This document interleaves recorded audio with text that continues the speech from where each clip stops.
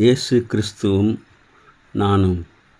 இன்றைய வேத வாக்கு 2 கொரிந்தியர் 1:10.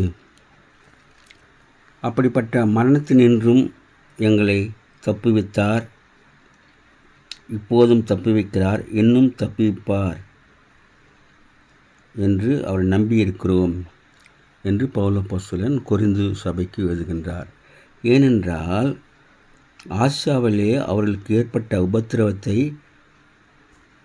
குறித்தும் பழிப்போம் என்கிற நம்பிக்கை அற்றுப்போகத்தக்கதாக எங்கள் பலத்திற்கு அதிக பாரமான வருத்தம் எங்களுக்கு உண்டாயிற்று.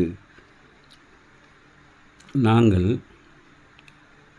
எங்கள் மேல் நம்பிக்கை இராமல் மரித்தோரை எழுப்புகிற தேவன் மேல் நம்பிக்கையாய் இருக்கத்தக்கதாக மரணம் வருமென்று நாங்கள் எங்களுக்குள்ளே நிச்சயித்திருந்தோம்.